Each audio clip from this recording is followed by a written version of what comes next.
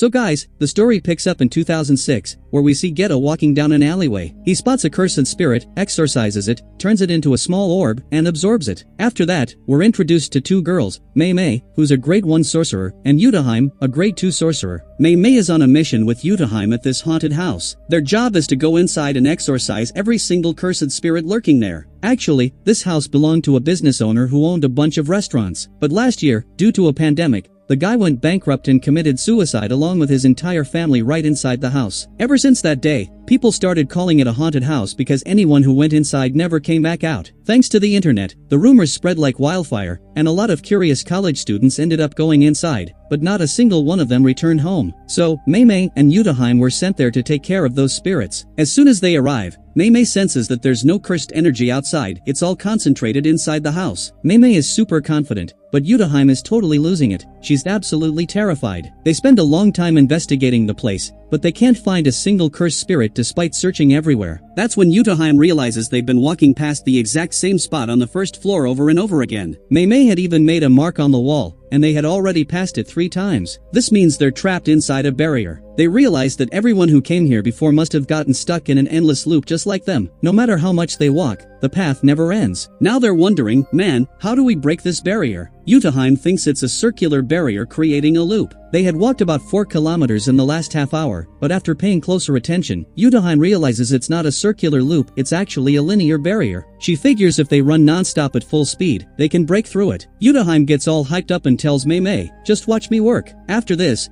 you better recommend me for a promotion. Mei Mei just goes, yeah, sure. But how much are you gonna pay me? I'm all about the money. Give me 200k and I'll get you promoted. So, they decide to run in opposite directions to break the barrier even faster. They sprint at full speed in opposite ways and finally shatter the barrier. The moment they get out, they see Gojo standing right in front of them. It turns out they had been trapped inside that barrier for 2 whole days. That's why Gojo, Geto, and Shoko were sent there to rescue them. Now, we've seen Shoko back in season 1, she's Gojo's doctor friend who helped him hide Yuji from the higher-ups. Because the barrier broke, the cursed spirits from the haunted house come pouring out. Yutaheim is scared to death because a spirit is standing right behind her. Right then, Gojo says, hey girl, stop crying. I'll save you, don't even worry about it. We see that Yutaheim and Gojo are actually pretty good friends. Just then, Geto uses one of his own cursed spirits to exorcise the house spirit so he can consume it later. Geto takes it down easily, and Shoko gives Yutaheim a hug. After that, everyone heads back to Jujutsu High. As soon as they hit the school, their teacher, Yaga, starts lecturing them. Yaga asks the 3 of them, I assume you guys put up a curtain, right? But we find out that Gojo was the one in charge of it, and he totally forgot to set the curtain. Because of that, Gojo gets a massive beatdown from Yaga. Later, the 3 of them are in the gym playing basketball. Gojo's complaining like, man, he hit me for no reason. Why do we even need to set a curtain anyway? It's not like regular people can see curses or cursed techniques. Now guys, Yaga is the principal of Jujutsu High in the present day, but back then, he was just their teacher. Gojo also says, protecting weak people is so boring, man, I'm over it. Geto snaps back, Gojo, that's literally our job, to protect ordinary people. They start arguing about it until their teacher walks back in and asks, yo, are you guys fighting again? Gojo plays it off like, oh no, we were just messing around. See, just having fun, not fighting at all. Yaga tells them, alright, fine, you two have a very important mission now. This might be pretty demanding, and there's a chance you might not be able to pull it off. But Master Tengen himself chose you for this. Now, Master Tengen is the guardian of Jujutsu High. This guy is 10,000 years old and one of the strongest characters in the Jujutsu world. He's basically immortal because of his cursed energy, but even though he's immortal, his body still ages. 2 days from now, he needs to merge with his star plasma vessel. However, the information about the girl who is supposed to be his vessel has been leaked. There are 2 groups who want her dead. The first is the Q group. These guys are against Jujutsu sorcerers and want to wipe them off the face of the earth. The second is the Star Religious group. They worship Master Tengen like a god and don't want him merging with a human because they think it'll ruin his purity. Interestingly, there are no curse users in this group. Since the info about the plasma vessel leaked, both groups are hunting the girl down. Now, Gojo and Geto's mission is to protect her no matter what, bring her safely to Jujutsu High, and ensure the merger with Master Tengen is completed. Without wasting any time, the 2 of them head out to rescue the girl. Gojo stays outside the hotel where she's being held to keep watch, while Geto goes inside to get her. Honestly, Gojo is feeling pretty cocky. He thinks as long as he's around, nothing can go wrong. He's ready to take on anyone who even looks at the star plasma vessel. But suddenly, a soldier from the Q group sets off a blast inside the hotel, causing the girl to fall. Luckily, Geto uses one of his curses to catch her. Outside, Gojo gets attacked too. A bunch of knives come flying at him, but we see them stop dead in their tracks before they even touch him. He doesn't get a single scratch. Watching all this from a nearby building are two guys, a contract killer and an agent. The agent tells the killer, the Star religious group doesn't have the power to fight jujitsu sorcerers, they don't have any curse users. But what they do have is insane amounts of money. So, you want the contract to kill this girl? The guy accepts the offer. Back inside, the Q group soldier who attacked them has been caught by one of Geto's curses, which is trying to kiss him. The guy is dangling outside the window while Geto is just chilling on the sofa, calmly sipping tea. The soldier is pleading, "Man, please get this thing off me. I don't want to kiss it. I'll quit this job forever. Just let me go." But Geto just brushes him off like, "Huh? Did you say something? I thought I heard something." When the guy realizes Geto isn't listening, he tries to act tough. "Just you wait, our strongest soldier is coming for you." Geto just pulls out his phone, shows him a picture, and asks, "Is it this guy? Check it out." The photo shows Gojo, who had already beaten the guy to a pulp and taken a selfie with him. Seeing that, the soldier completely loses hope and gives up. The Q group is officially dismantled. Next, we see the contract killer at a boat racing arena. This killer is none other than Toji Fushiguro, Megumi Fushiguro's father. The agent from before approaches him and asks, "Yo, what's the deal? Aren't you going to go kill her? You've been watching boats all day." Toji tells him, "Look, man, Gojo is with her. As long as Gojo is there, I can't touch her. I'm telling you, it's impossible to beat Gojo without a plan. We need to send people to fight him first just to wear him down. Once he's exhausted, then I might have a shot at beating him." But the agent isn't fully convinced and starts getting worried because he already put up 30 million yen for this mission. He asks Toji about Megumi, but Toji literally doesn't even know who he's talking about. Megumi? Who's Megumi? Man, this guy really forgot his own son. Later, we see Gojo with Riko in his arms. When she finally wakes up and realizes Gojo is holding her, she slaps him hard and screams, "You were trying to kill me, weren't you? You're dead meat now." She thinks Gojo and Geto are the assassins, but Geto tries to explain, "Whoa, relax. We're here to save you. Why are you hitting us? What did we even do?" Riko isn't buying it. "Impossible. You guys look like total thugs. I don't trust you at all." Just then, Riko's caretaker, Misato, arrives and finally explains that these guys are actually on their side. Gojo thinks to himself, "Man, I thought she'd be terrified if we told her cursed spirits were after her. But she's the complete opposite. She's actually suspicious of us. What is with this girl?" Riko stands up and declares, "I'm not scared of anyone. People might think I'm gonna die, but I'm about to become Master Tengen. This is what I've always wanted." Then she remembers she has school and runs off. Gojo calls Yaga and says, "Hello, sir? We were gonna bring her to you, but she bolted to school." Yaga tells him, "Gojo, what are you doing? Master Tengen's orders are to bring her to Jujutsu High before the day of the merger. But fine, let her have some fun. Her whole life is about to change in 2 days anyway." Misato overhears this and gets emotional. She tells them that Riko has been alone since she was a kid after her parents died in a car accident. Misato has been her only family since then. Meanwhile, following Toji's lead, the agent puts a 30 million yen bounty on Riko's head for a limited time. Suddenly, every curse user around is coming after her. Geto had sent several of his curses to protect her, but he senses that 2 of them were just taken out. Realizing she's in danger, Gojo, Geto, and Misato rush to the school. At school, Geto starts hunting for the curse user who killed his spirits. Meanwhile, the agent calls Toji, "Riko is at school. If someone else kills her before you, they get the 30 million, not you. You get nothing. Got it?" Toji just says, "Don't forget Gojo is there. As long as he's with her, nobody can touch her." For the next 48 hours, those bounty hunters are just going to tire Gojo out for me. They're basically doing my job for free. Geto finally corners the curse user who killed his spirits. The guy thinks, he's just a young sorcerer, I can take him easily. But before he can even touch Geto, Geto traps him in an illusion. The guy sees his dead dog and breaks down emotionally. Geto takes the opportunity to strike. It turns out this guy's family never accepted him because he could see spirits. His parents always scolded him and never thought he was normal. His dog was the only thing that ever loved him. Back in the school, Gojo is so desperate to find Riko that he bursts into her classroom. All her classmates think Gojo is her boyfriend and start teasing her. "Riko, you never told us." She's like, "No, he's my cousin. Shut up, you guys." Seeing how handsome Gojo is, the girls go crazy. It's like they just saw a member of BTS. Even the teacher comes up and gives Gojo her number, saying, "Please call me." As Gojo leads Riko out, Misato spots a masked curse user with a broom. The user attacks her with it, but Geto arrives just in time. Through the guy they caught earlier, Geto learns about the 30 million yen bounty that expires tomorrow. He calls Gojo to warn him. just as a masked user appears in front of Gojo. This guy can make 5 clones of himself, and Misato already killed one. Gojo sees all these clones surrounding him, but he doesn't care. He wipes them out in seconds. He uses a curse technique to smash the guy into a building and then tries to use the reverse curse technique red, but he can't activate it. We realize Gojo hasn't mastered reverse cursed techniques yet. Still, he finishes the guy off with a single punch. Riko is seriously impressed by how effortlessly strong Gojo is. Suddenly, Riko gets a message on her phone and pales. Misato has been kidnapped. Geto blames himself for leaving her alone, but Gojo tells him to stay cool. He figures the kidnappers will try to trade Misato for Riko. The kidnappers tell them to meet in another city for the exchange. Gojo plans to drop Riko at Jujutsu High and have Shoko or someone else pose as Riko, but Riko insists, "I'm going with you. I want to see her one last time before the merger. She's all I have." Gojo agrees. They head to Okinawa and rescue Misato from the kidnappers in no time. Afterward, they all head to the beach to relax. Gojo and Riko are having a blast, but Geto and Misato are worried. Why did they lure us to Okinawa? Geto explains, there's only one way back, by air. Maybe they plan to attack at the airport. He assures her they have security covered. At the airport, we see the security is just 2 students, Hanami, who we know, and a guy named Hibara.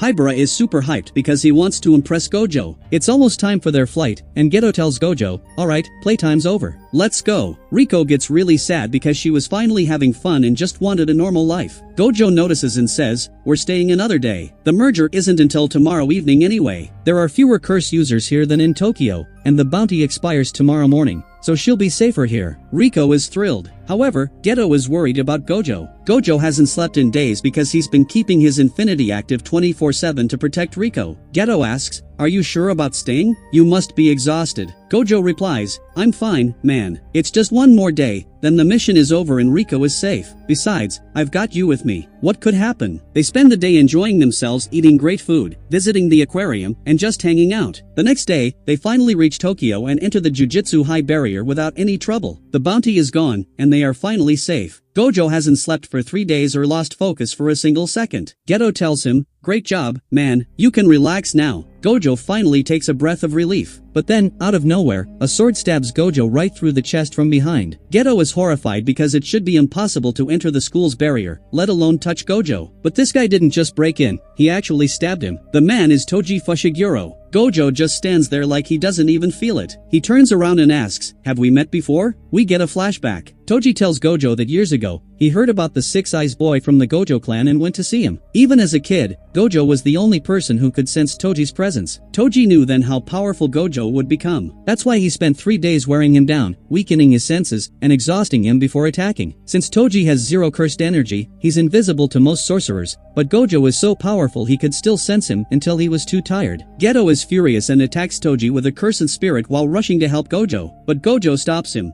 "I'm fine. I didn't sense him in time, but he missed my vital organs. It's like a safety pinprick. Go, take Riko to Master Tengen. I'll handle this guy." Geto doesn't want to leave, but he has no choice. He takes Riko and Misato and runs. We see Toji effortlessly slice through Geto's curse with his sword. Now, it's Gojo versus Toji. Gojo notices Toji is using a different sword now, a cursed tool. Plus, there's a small cursed spirit wrapped around Toji's neck. Toji is surprised Gojo is still standing. "Man, how are you still alive? I knew you were tough. I see you sent Riko away too." Gojo stays silent. Toji reveals his plan. He was the one who put the bounty on Riko. He knew he couldn't beat Gojo in a fair fight, so he used the bounty and the kidnapping just to tire him out. Gojo attacks in a rage, but Toji dodges effortlessly. Gojo realizes this guy is insanely fast despite having no cursed energy. Toji starts closing in, but Gojo knocks him back with a punch. Gojo knows he can't let Toji get close because of whatever weapon he's holding. Gojo sets off a massive blast to clear the area so Toji can't hide, but then a swarm of flyheads, low-level spirits, surrounds Gojo, creating a blind spot. Gojo thinks Toji has gone after Riko and tries to follow,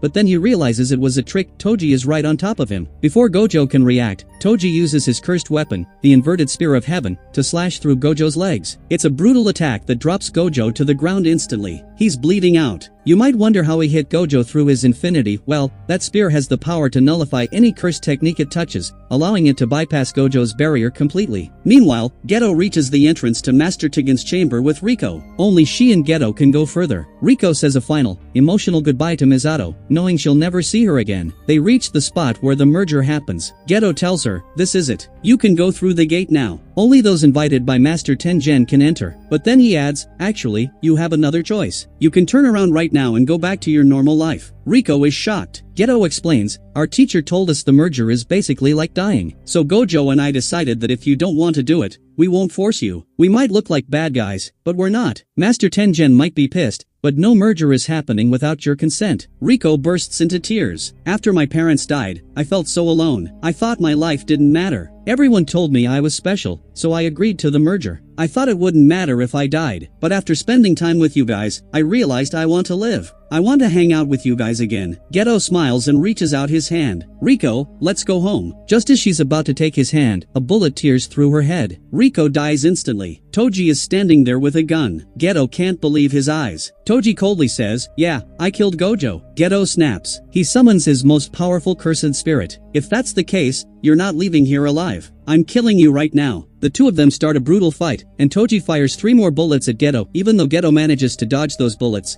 he's completely floored by the fact that Toji is standing there without a single scratch after fighting his most powerful curse. Toji starts explaining how he broke into the school despite the barrier. He tells Geto that Jujutsu High's barriers are really just there to hide the school from the public. If you know where the main gate is, anyone can just walk right in, especially someone like him with 0 cursed energy who can't be tracked. I'm like a ghost, he says. He mentions it was even easier because everyone else at the school was busy dealing with those fly heads. Geto wonders where Toji is getting these cursed tools and spirits from. Toji explains that the cursed spirit wrapped around him is like a pet. He stores his tools inside it and can shrink the spirit down and swallow it, making the curse invisible just like him. Geto finally realizes Toji was born with heavenly restriction. But one question still bugs him. How did you find this place? No one knows this location. Toji tells him that because of his restriction, his physical senses are superhuman. Humans leave behind smells and footprints, and he just followed the trail right to them. Geto asks, then you must have run into Misato on the way, right? Toji casually replies, yeah, I did. Honestly, I didn't want to kill her, but I couldn't exactly leave her alive either. Who knows if she's even breathing at this point? Hearing that, Geto loses it. He attacks with his most dangerous curses, but Toji handles them like it's nothing,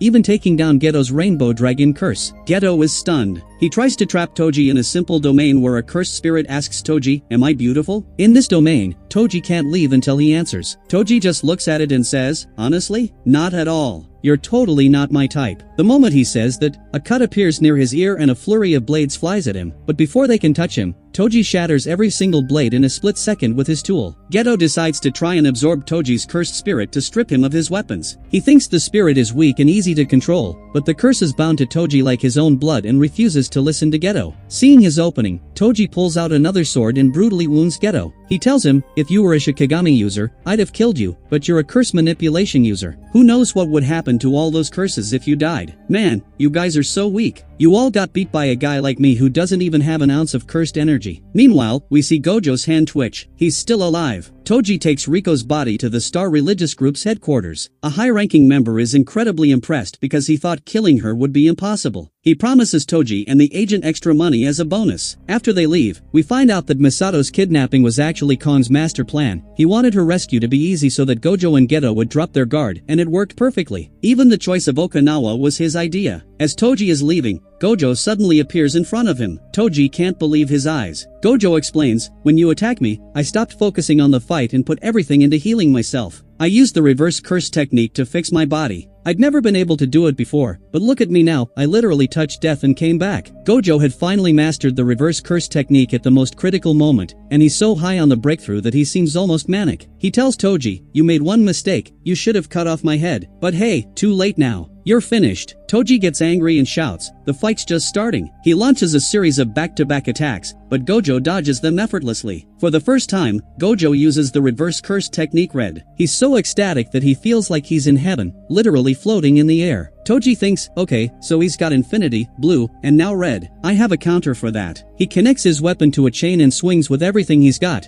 but he can't even touch Gojo. Gojo declares, in all of heaven and earth, I alone am the honored one. He then uses a technique Toji knows nothing about, a rare one called Hollow Purple, created by combining red and blue. The blast from purple obliterates half of Toji's body. As he lies there dying, Toji realizes he should have just walked away. His greed and his ego, his desire to prove himself to the Zenin clan by beating the world's strongest sorcerer, were his downfall. Gojo walks up and asks if he has any last words. Toji only thinks of his son. He tells Gojo, in 2 or 3 years, my son Megumi is going to be sold to the Zenin clan. Do whatever you want with that info. Then, Toji dies. Later, Geto is rushing toward the headquarters when he finds Toji's wounded cursed spirit, which is pathetically calling out for its mommy. When Geto enters the headquarters, he finds Gojo holding Riko's lifeless body while the members of the Star religious group are actually clapping and cheering for her death. Gojo tells him, Shoko healed me, but I was too late. I couldn't save her. Gojo looks at the cheering crowd and asks Geto coldly, Geto, should we just kill all these people? Geto stops him, saying there's no point now. Riko is gone. The story jumps 1 year ahead to August 2007. Geto and Shoko throw an eraser and a pencil at Gojo. The eraser hits him, but the pencil stops short because of his infinity shield. Gojo explains that his infinity is now automatic.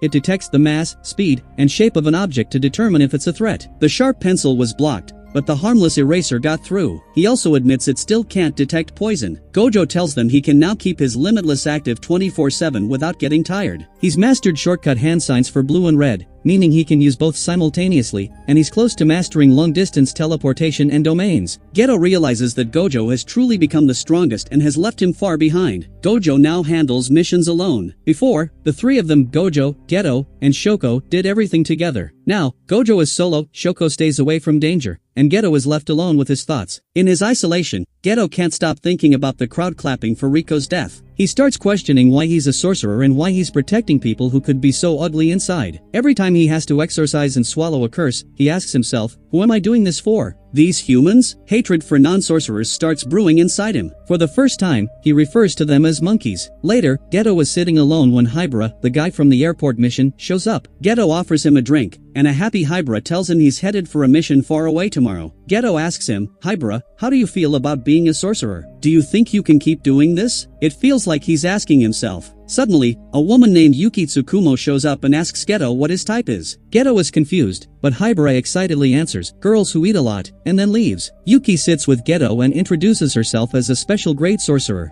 Geto recognizes her as the special grade who never actually goes on missions. Yuki explains, I'm independent. I don't work for the school. You guys treat the symptoms by exorcising curses, but I want to cure the cause. I want a world where cursed spirits don't exist at all. She explains that curses are the result of cursed energy leaking from humans. She sees two ways to fix it, either strip humans of cursed energy entirely or teach everyone how to control it so they become sorcerers. She admits she prefers the first option, pointing to Toji Fushiguro as the perfect example of someone with zero cursed energy but incredible strength. But since Gojo killed him, that option is off the table. Now, her only choice is to turn everyone into sorcerers. Since sorcerers don't leak energy, curses would stop being born. Geto, thinking back to the headquarters incident, suggests a darker solution. Why don't we just kill every non-sorcerer? Yuki is surprised but admits it's a valid method, though she's not crazy enough to do it. She asks Geto, do you hate humans? Geto finally confesses everything. He says he used to think protecting the weak was his duty, but after seeing how disgusting people can be, his respect for non-sorcerers is disappearing. I honestly don't know what to do anymore. On one hand, I feel like I should stand up for people and save lives,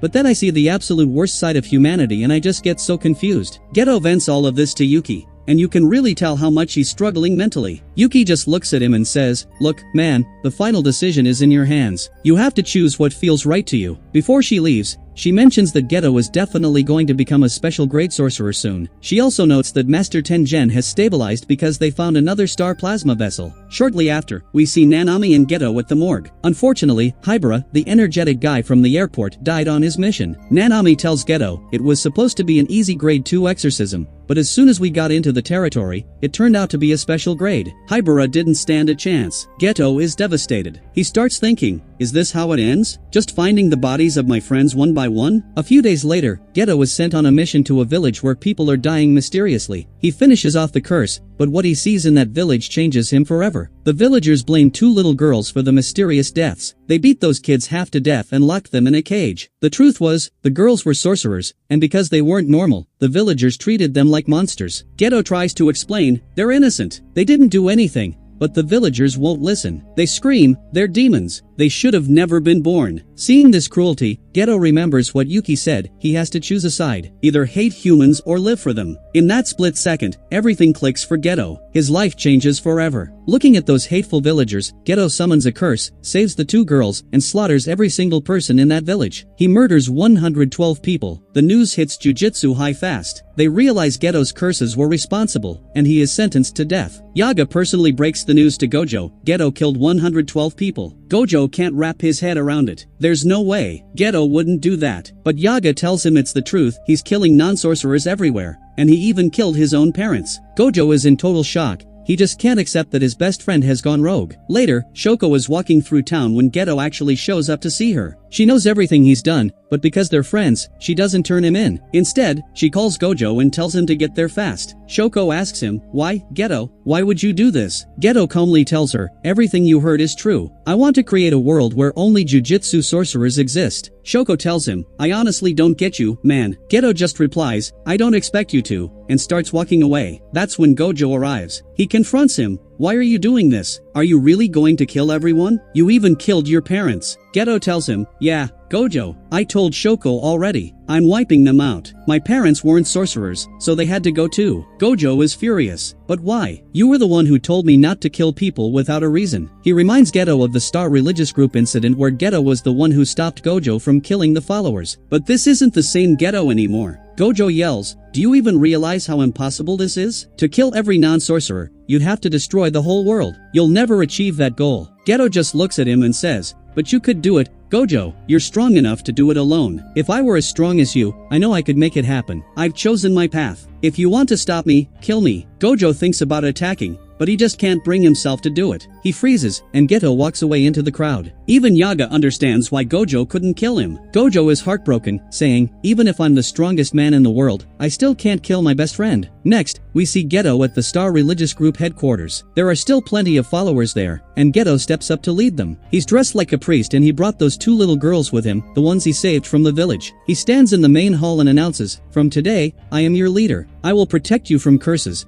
But I'm changing the name of this organization." When one guy tries to speak up against him, Geto drags him onto the stage and brutally kills him in front of everyone. He gives them a final warning, "From now on, you listen to me. No exceptions." Then, we see Gojo meeting Toji's son, Megumi. Gojo tells him, "Kid, your dad sold you to the Zenin clan. You can see curses, right? You've got crazy potential. So, do you want to go to the Zenin clan?" Megumi's only concern is his sister. "If I go, will my sister be happy?" Megumi thinks his parents abandoned them and all he has is her. Gojo tells him straight up, "No. If you go back there, your sister definitely won't be happy." Megumi looks worried, but Gojo reassures him, "Don't worry, kid. I'll take care of everything. I'll protect you both. But you're gonna have to work hard." The story then shifts back to the present day. Gojo is calling Megumi, Nobara, and Yuji, just like we saw at the end of the first part. Everything we just saw was Gojo reliving his past in his head. The 3 of them meet up with Gojo, and he looks genuinely happy to see them. And with that, this chapter of the story comes to a close. Alright guys,